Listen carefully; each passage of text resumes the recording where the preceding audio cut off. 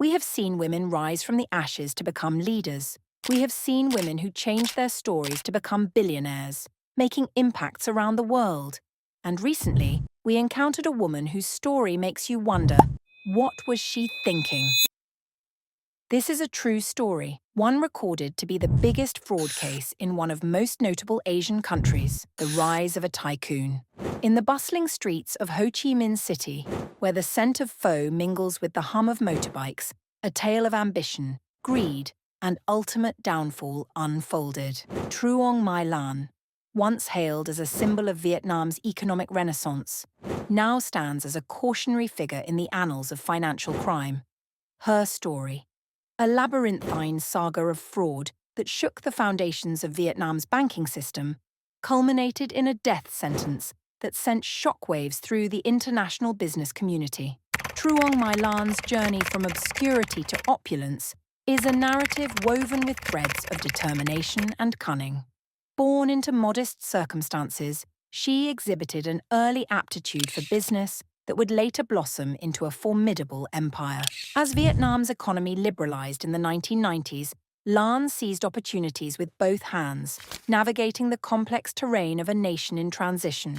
Her ascent in the real estate sector was meteoric. Van Thinh Phat Group, the conglomerate she built, became synonymous with luxury developments that reshaped the skyline of Ho Chi Minh City. Lan's influence extended beyond brick and mortar, as she cultivated a network of political connections that seemed to insulate her from scrutiny.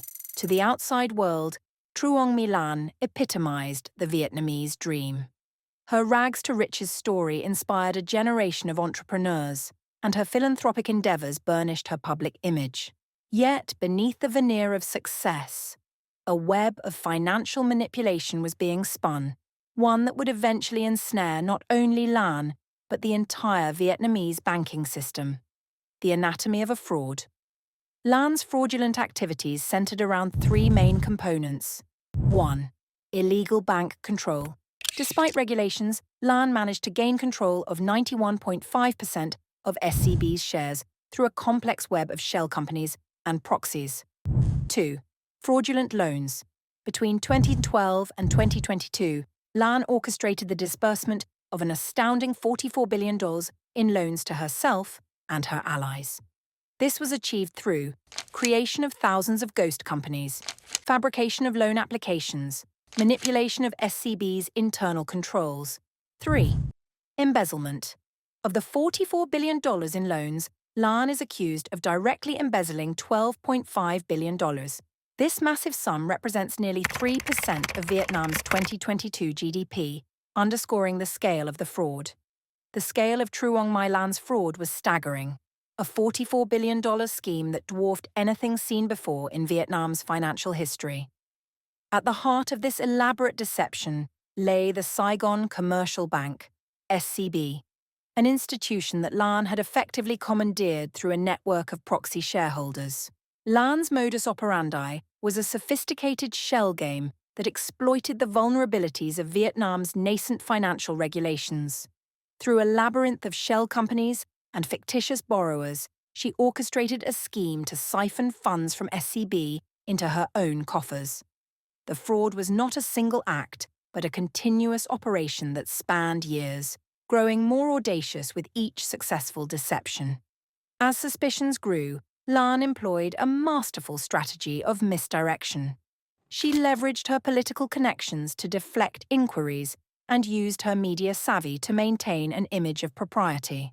Meanwhile, the fraud continued unabated, with billions of dong flowing through an intricate network of transactions designed to obscure their true nature.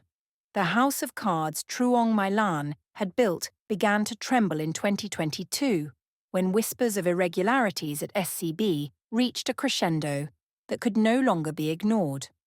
The Vietnamese government, cognizant of the potential systemic risk, launched a covert investigation that would soon expose the full extent of Lan's machinations. As investigators peeled back layers of financial obfuscation, the true scope of the fraud emerged.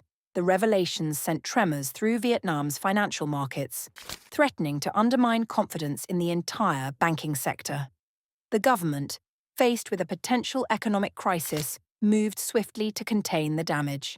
In a dramatic turn of events, Truong My Lan was arrested in a pre-dawn raid that shocked the business community. The woman who once walked the corridors of power in designer heels was now led away in handcuffs, her empire crumbling around her. The trial of the century. The trial of Truong My Lan was a spectacle that captivated the nation. For weeks, the courtroom became a theatre where the intricacies of her fraud were laid bare. Prosecutors painted a picture of unbridled greed, while Lan's defense team fought desperately to portray her as a victim of circumstance. The trial of Truong My Lan was unprecedented in its scale and transparency for Vietnam. Evidence volume. The court processed 104 boxes of evidence weighing 6 tons, highlighting the complexity of the case. Witness testimony. Over 2,700 witnesses were summoned, providing a comprehensive picture of the fraud's extent. Cash transactions.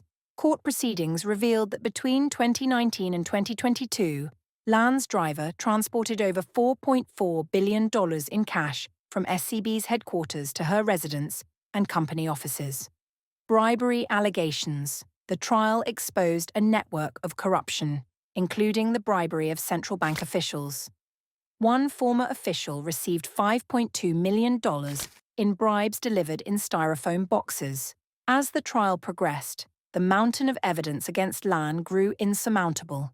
Witness after witness testified to her direct involvement in the fraud, each revelation more damning than the last. The once unassailable tycoon was reduced to a figure of public scorn, her fall from grace complete. In a hushed courtroom, the judge delivered a verdict that would reverberate far beyond Vietnam's borders. Truong My Lan was found guilty of orchestrating the largest fraud in the nation's history and sentenced to death. The severity of the sentence reflected not only the magnitude of her crimes, but also the government's determination to send a message about the consequences of financial malfeasance. The verdict sparked intense debate within Vietnam and internationally. While some saw it as a necessary deterrent, others questioned whether the death penalty was an appropriate response to financial crimes, no matter how egregious. The case became a lightning rod for discussions about justice, corruption, and the role of capital punishment in modern society. Impact on Vietnam's economy. The ramifications of Lan's actions were severe and multifaceted. 1. Banking sector instability. The fraud exposed significant vulnerabilities in Vietnam's banking system, potentially eroding public trust in financial institutions. 2. Economic ripple effects. The $27 billion in estimated damages represents a significant portion of Vietnam's economy, potentially affecting growth projections and investor confidence. 3. Regulatory scrutiny. The case has prompted a re-evaluation of financial regulations and oversight mechanisms in Vietnam. 4. Foreign investment concerns.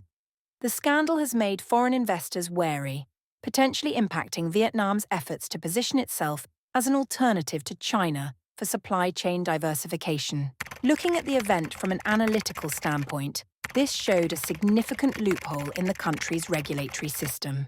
These are some of the areas that was exposed. Regulatory failures. The case exposes significant gaps in Vietnam's financial regulatory framework, particularly in monitoring bank ownership and large-scale lending practices. Corruption's economic cost. The sheer scale of the fraud underscores how deeply corruption can impact a developing economy, potentially setting back years of economic progress. Transparency versus economic stability. While the transparent trial process is commendable, it has also exposed vulnerabilities that could temporarily shake investor confidence in Vietnam. Deterrent effect. The severity of the sentence, death for Lan, and long prison terms for 85 others, signals Vietnam's commitment to combating high-level financial crimes. Systemic risk. The case raises questions about whether similar schemes might exist undetected in other Vietnamese banks or businesses, potentially posing systemic risks to the economy. Reflections on a fall. As the dust settles on the Truong My Lan saga, Vietnam finds itself at a crossroads. The case has exposed deep-seated vulnerabilities in the nation's financial system and raised uncomfortable questions about the intersection of wealth and power. For a country still navigating the complexities of a market economy, the lessons of this scandal will resonate for years to come. The story of Truong My Lan serves as a stark reminder of the corrupting influence of unchecked ambition. It challenges us to examine the systems that allow such massive frauds to occur and the societal values that sometimes elevate wealth above integrity. As Vietnam and the world grapple with the implications of this case, one thing remains clear: the pursuit of prosperity must be tempered by a commitment to ethical conduct and robust oversight. In the end, Truong My Lan's legacy will not be the glittering towers she built or the wealth she once commanded, but the cautionary tale her downfall represents. It is a narrative that will be studied in business schools, debated in policy circles, and remembered as a pivotal moment in Vietnam's economic history. As we reflect on her story, we are compelled to ask ourselves, at what cost do we pursue success? And what truly defines a life well lived? Truong My Lan's fraud case represents one of the most audacious financial schemes in Vietnam's history, with far-reaching consequences for the country's economy and financial system. At the heart of her operation was a sophisticated manipulation of the Saigon Commercial Bank, SCB, which she effectively controlled through a network of proxy shareholders, circumventing regulations that limit individual ownership to 5% of a bank.